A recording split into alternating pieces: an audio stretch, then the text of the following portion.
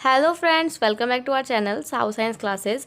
आज की वीडियो में मैं आपको BSc third year physical chemistry की यूनिट 4 से एक इम्पॉर्टेंट क्वेश्चन करवाने वाली हूँ, जिसका नाम है जेवलॉन्स की आरेख या जेवलॉन्स की चित्र। ठीक है, ये इंपॉर्टेंट टॉपिक है एंड ये फोटो केमिस्ट्री में आता है। सबसे पहले हम बात करते हैं कि फ़ोटो केमिस्ट्री क्या होती है। तो फोटो केमिस्ट्री जो होती है, इसमें हम क्या होता है कि फ़ोटो केमिस्ट्री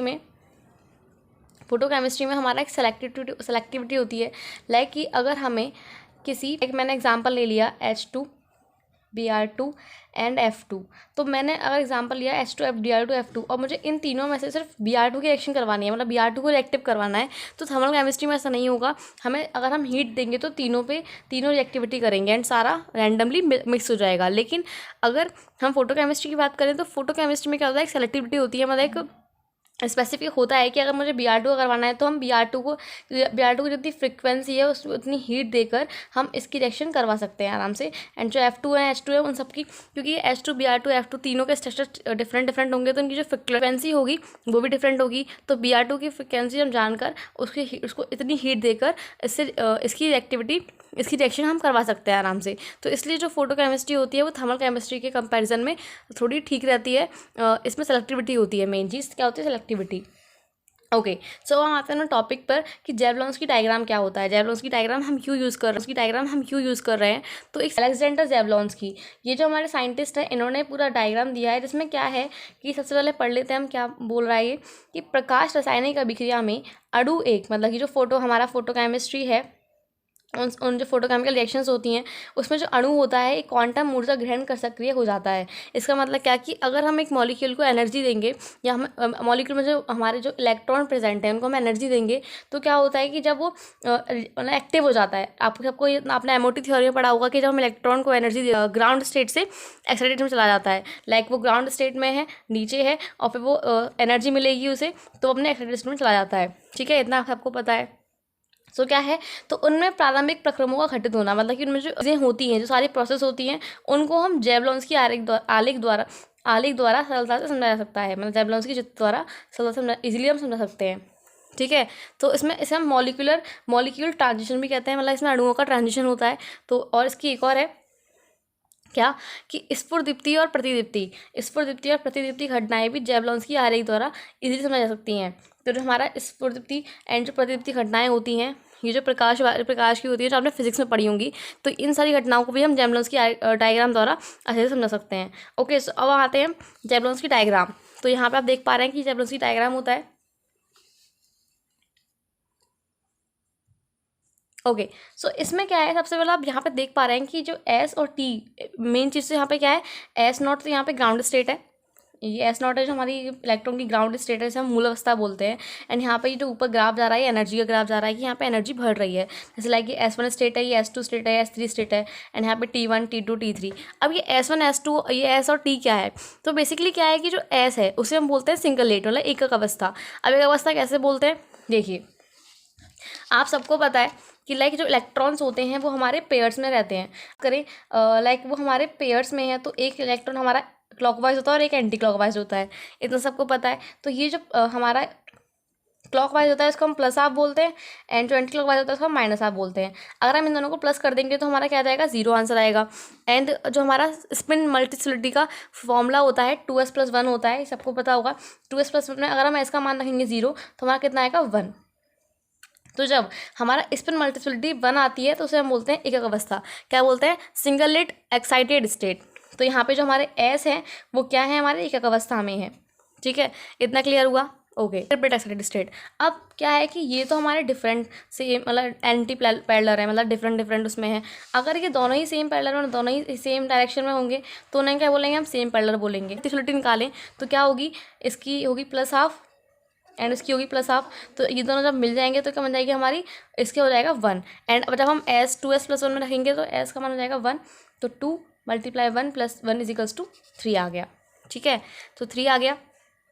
तो ये हमारा क्या है, ट्रिपलेट एक्साइटेड स्टेट है। तो ये हमारी क्या है, T, क्या है हमारी T। तो अब हम बात करें कि S और T में से कौन ज़्यादा स्टेबल होता है। तो S और T में ज़्यादा स्टेबल होता है हमारा T। क्यों, क्योंकि हर इलेक्ट्रॉन चाहता है कि वो अपनी मल्टीप्लिसिटी ज़्यादा रखे, मतलब उनकी जो मल्टीप्लिसिटी है उनके पास ज़्यादा रहे। इसलिए हमारा जो टी है वो मोर स्टेबल है एस से, क्योंकि एस की जो मल्टीप्लिसिटी है बहुत कम होती है, मतलब 1 है, और टी की क्या है 3 है। इतना आपको क्लियर हुआ। यहाँ पे जो डायग्राम आपको दिख रहा है इसमें ये क्या है कि इसमें क्या हो रहा है कि अगर हम इलेक्ट्रॉन को, ये हमारा ग्राउंड स्टेट में इलेक्ट्रॉन है, इसको जब हम रेडिएशन देते हैं, रेडिएशन देंगे तो क्या होगा कि ये अपनी ग्राउंड स्टेट से एक्साइटेड स्टेट में जाएगा। S0 से S1 में गया, S1 से S2 में, या सीधे S0 से S3 में जा सकता है, या S0 से S1 में, S0 से S2 में। ये इस पर डिपेंड करता है कि हमने कितनी रेडिएशन दी है। ओके, तो अब क्या है कि जब वो अपनी एक्साइटेड स्टेट में गया तो हमने एंटी पेयर लिए थे सिंगल स्टेट एक अवस्था में। एक अवस्था में हमने जब सिंगल पेयर लिए थे तो अगर मैंने माना कि हमने ये मान लिया कि ये वाला इलेक्ट्रॉन जो है वो अपनी एनर्जी लेकर ऊपर गया, मतलब S1 में गया, तो ये ऐसे जाएगा, ऐसे जाएगा, ऐसे जाएगा। मतलब दो कंडीशंस हमने मानी, दो केसेस हो सकते हैं, या तो वो अपनी सेम डायरेक्शन में जा सकता है, मतलब अगर वो ऐसे है एंटी क्लॉकवाइज है तो एंटी क्लॉकवाइज में जाएगा। लेकिन एक केस ये भी सकता है कि वो क्लॉकवाइज जाए, मतलब कि वो उसकी रेडिएशन लेकर, एनर्जी लेकर वो सीधे, मतलब ऐसे ऐसे ना जाकर वो ऐसे चला जाए। ठीक है, तो जब वो, अगर वो ऐसे चेंज नहीं हुई है, वो ऐसा ही जाएगा, तो क्या होगा कि वो उसकी जो सिंगल स्टेट होगी, सिंगल स्टेट में ही होगा, बनी होगी उसकी मल्टीप्लिसिटी। लेकिन अगर सेकंड केस में हम देखें तो अगर उसकी डायरेक्शन चेंज हो जाए, वो ऐसी स्टेट में आ जाए, तो वो क्या हो जाएगा, उसकी स्टेट कौन सी हो जाएगी, ट्रिपलेट स्टेट हो जाएगी। हमने पढ़ा था, क्योंकि ये भी स्टेट, ये भी इसमें ही था क्लॉकवाइज में, और ये भी क्लॉकवाइज में आ गया, तो इनकी कौन सी स्टेट हो गई, ये ट्रिपलेट स्टेट हो गई। तो इसका मतलब क्या हुआ कि जो इलेक्ट्रॉन होगा वो T1 स्टेट में आ जाएगा, मतलब कि वो S0 से T1 स्टेट में आ जाएगा। ठीक है, तो अब क्या है, एंड अगर ग्राउंड स्टेट से वो सिंगल स्टेट में जा रहा है, मतलब हमने S0 से भेजा था और S1 में जा रहा है, तो हमने इलेक्ट्रॉन को रेडिएशन दी, एनर्जी दी। एनर्जी देने के बाद वो अपनी ग्राउंड स्टेट से हाई एनर्जी में, मतलब हाई लेवल पे जा रहा है, हाई लेवल पे जा रहा है, तो क्या होगा कि हमने दो केसेस माने, इलेक्ट्रॉन हमारा ऐसे है, हमने दो केसेस मान लिए कि या तो वो अपने सेम डायरेक्शन में जाएगा या उसकी डायरेक्शन चेंज हो सकती है। जब वो जा रहा होगा तो उसकी जो एनर्जी मिल रही होगी तो उसकी डायरेक्शन या तो चेंज होगी या डायरेक्शन उसकी सेम रहेगी। जब उसकी डायरेक्शन सेम है, मतलब उसकी डायरेक्शन एंटी क्लॉकवाइज ही है। ठीक है, एंटी क्लॉकवाइज ही है, तो उसकी मल्टीप्लिसिटी अगर हम देखेंगे तो कितनी आती है, 1 होती है, अगर वो एंटी पैरेलल है। लेकिन अगर डायरेक्शन में आ गया, क्लॉकवाइज डायरेक्शन में आ गया, तो क्या होगा कि यहाँ से पहला इलेक्ट्रॉन ये ऐसे ही था और ये भी इसमें आ गया, तो इनके क्या हो जाएगा, ये जो पैरेलल में आ जाएंगे, तो पैरेलल में आ जाते हैं तो हमारी क्या हो जाती है, स्टेट ट्रिपलेट एक्साइटेड स्टेट हो जाती है, मतलब कि इसे हम बोलते हैं त्रिक अवस्था। ठीक है, तो त्रिक अवस्था में आ गया जब वो अपनी डायरेक्शन से डायरेक्शन को चेंज कर लेता है।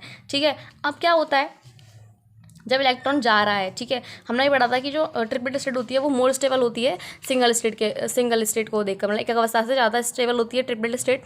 तो जब इलेक्ट्रॉन वापस आता है हाई एनर्जी पे, लेकिन यहाँ पे ये अनस्टेबल है। अनस्टेबल क्यों है, क्योंकि जो एस है वो टी से थोड़ा अनस्टेबल होता है, क्योंकि ये इलेक्ट्रॉन, इनकी मल्टीप्लिसिटी बहुत कम है, एंड इलेक्ट्रॉन चाहता है कि उसकी मल्टीप्लिसिटी ज़्यादा हो।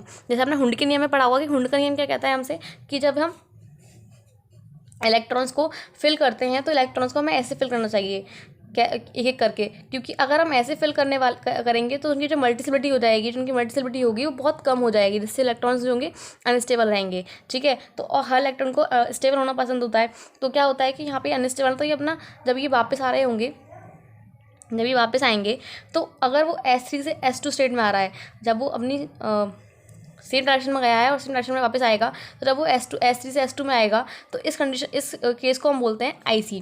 क्या बोलते हैं इस केस को, IC। और IC की फुल फॉर्म हमारी है इंटर सिस्टम, मतलब आंतरिक परिवर्तन। ठीक है, एंड अगर वो अपनी सेम डायरेक्शन में से अपनी डायरेक्शन से चेंज हो गया, तो उसे क्या, स्टेट को हम क्या बोलेंगे, मतलब वो S2 से फिर वो T2 में चला गया, या S3 से वो T3 में चला गया, तो इसको हम बोलेंगे ISC, मतलब कि इंटर सिस्टम क्रॉसिंग। इसका मतलब क्या, को अपने सिस्टम से हटकर वो T2 में चला गया, मतलब T2 स्टेट में चला गया, तो इसे हम क्या बोलेंगे, ISC। एंड ये कब होता है, जब IC कब होता है, जब वो अपने इलेक्ट्रॉन से वो अपनी डायरेक्शन में लौटा है, लेकिन अगर वो ISC में गया, इसका मतलब कि वो अपनी डायरेक्शन से चेंज हो गया, मतलब वो एंटी क्लॉकवाइज था, क्लॉकवाइज हो गया। अगर वो एंटी क्लॉकवाइज गया था, एंटी क्लॉकवाइज ही आया है, तो इसका मतलब है कि वो IC में होगा। लेकिन अगर वो एंटी क्लॉकवाइज था, क्लॉकवाइज में आया, इसका मतलब वो ISC होगा। ठीक है, मतलब वो T में चला जाएगा। एंड ये क्यों हुआ, अभी मैंने आपको बताया था कि अगर हम मल्टीप्लिसिटी का फॉर्मूला लगाएं तो उसके अकॉर्डिंग जो T है वो 3 बनाता है एंड जो S है वो 1 बनाता है। ठीक है, ये तो आपको समझ में आया। अब यहाँ पे जो ए है वो क्या है, ए का मतलब यहाँ पे है कि एब्जॉर्वेशन, मतलब जो एब्जॉर्व कर रहा है, एब्जॉर्व करेगा। अब क्या होता है कि दो चीज़ें हैं, एफ और पी। यहाँ पे एफ और पी क्या है, देखो जब इलेक्ट्रॉन वापस आ रहा होगा तो वो दो फॉर्म में कन्वर्ट हो जाएगा। दो फॉर्म कन्वर्ट कौन सा, एक तो होगा नॉन रेडिएटिव ट्रांजिशन और एक होगा रेडिएटिव ट्रांजिशन। नॉन रेडिएटिव का मतलब क्या होगा, वो तीन फॉर्म में होगा, आईसी, आईएससी और एक वाइब्रेशन रिएक्शन। ये इतनी इंपॉर्टेंट, मतलब इतना पढ़ते नहीं है हम, मोस्ट ऑफ आईसी और आईएससी के बारे में पढ़ते हैं, जिसमें क्या होता है आईसी और आईएससी। अब देखो नॉन रेडिएटिव का मतलब क्या होगा कि जब इलेक्ट्रॉन आएगा तो दो फॉर्म में आएगा, या तो वो हीट करेगा, हीट देगा, या वो लाइट के फॉर्म में आएगा। मतलब कि क्या, जैसे अगर हम इसकी बात करें एस वाले की, तो एस वाला जो इलेक्ट्रॉन है वो अनस्टेबल है, थोड़ा अनस्टेबल, तो जल्दी से आ जाएगा, जल्दी से स्टेबल होने के लिए आएगा, तो जल्दी से आ जाएगा। तो वो स्पॉन्टेनियस, मतलब कि वो या तो हीट की फॉर्म देगा या वो लाइट की फॉर्म देगा। तो लाइट की फॉर्म देगा तो फ्लोरेसेंस में आएगा, मतलब प्रतिदीप्ति के रूप में आएगा। इसे हम क्या बोलेंगे, प्रतिदीप्ति के रूप में। प्रतिदीप्ति का मतलब क्या हुआ कि इसकी जो स्पीड होगी वो बहुत जल्दी होगी। एंड जो टी वाला फॉर्म का है, जो इलेक्ट्रॉन था टी वाले फॉर्म का, तो वो जब आएगा तो वो थोड़ा स्टेबल होगा, क्योंकि टी वाली स्टेट है वो थोड़ी स्टेबल है। तो जो थोड़ा स्टेट है तो थोड़ा रुक कर आएगा, थोड़ा रुक कर आएगा। इसका मतलब क्या हुआ, या तो वो हीट की फॉर्म में देगा, मतलब हीट की फॉर्म में देगा, या वो लाइट की फॉर्म में। तो अगर वो लाइट की फॉर्म में देगा टी वाला, तो वो देगा हमारा फॉस्फोरेंस रूप में, मतलब कि इसे हम बोलते हैं स्फुरदीप्ति, इसे हम बोलते हैं स्फुरदीप्ति रूप में। तो ये हमारा स्फुरदीप्ति रूप में देगा, ठीक है। ये हमारा प्रतिदीप्ति है, ये हमारा स्फुरदीप्ति है। ओके, सो एक बार फिर से रिपीट करती हूँ। जब हमारा इलेक्ट्रॉन अपनी हाई एनर्जी से लो एनर्जी में आ रहा हुआ, क्यों, अपना फिर से स्टेबल होने के लिए, क्योंकि यहाँ पर तो ये अनस्टेबल हो गया है, एस वाली फॉर्म में तो ये अनस्टेबल हो गया है, तो ये अनस्टेबल मतलब स्टेबल होने के लिए आएगा, तो ये तुरंत ही आ जाएगा, तुरंत आएगा अपनी ग्राउंड स्टेट में। तो ये क्या होगा, तुरंत आएगा तो या तो हीट की फॉर्म में आएगा या लाइट की फॉर्म में आएगा। तो अगर हीट की फॉर्म में आया तो उसे हम बोलते हैं नॉन रेडिएटिव, मतलब कि इसे हम बोलते हैं विकिरण रहित। विकिरण रहित आएगा, इसका मतलब कि वो अपनी एनर्जी को लूज़ नहीं कर रहा, वापस आ रहा है, एनर्जी को लूज़ नहीं कर रहा, एंड इस बहुत स्पीडली आ रहा है। तो जब स्पीडली आएगा तो उसे हम बोलते हैं प्रतिदीप्ति। और अगर वो थोड़ा रुक कर आएगा, मतलब अगर वो अपनी टी स्टेट में है और थोड़ा रुक कर आ रहा है, क्योंकि वो स्टेबल है तो थोड़ा रुक कर आएगा, तो उसे हम क्या बोलेंगे, स्फुरदीप्ति। और अगर वो हीट की फॉर्म में है तो उसको हम बोलेंगे विकिरण रहित, मतलब कि non radiative transition.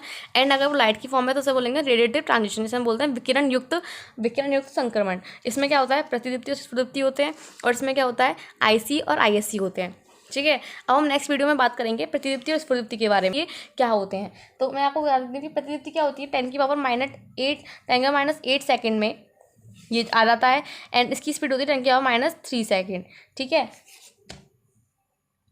And yes से अधिक भी वैलेंसी डायग्राम होता है, जिसमें हमें मॉलिक्यूलर ट्रांजिशन के बारे में बात करते हैं कि कैसे कैसे होता है। इसमें दो फॉर्म्स होती हैं, एस और टी। एस क्या होती है, जिसमें इलेक्ट्रॉन की डायरेक्शन वही रहती है, लेकिन टी क्या होती है कि अगर उसकी डायरेक्शन, उसकी जो स्पिन है वो चेंज हो जाए, उसका स्पिन है वो चेंज हो जाए, तो उसको वो टी फॉर्म में रहता है। अगर वो एस से S1 में जा रहा है तो वो आईसी फॉर्म में होगा, लेकिन वो अगर एस से टी में चला गया तो उसे हम आईएससी बोलते हैं। आपको ये वीडियो समझ में आई हो, प्लीज़ लाइक कीजिएगा, शेयर कीजिएगा, एंड सब्सक्राइब कीजिएगा हमारे चैनल को। Thank you so much.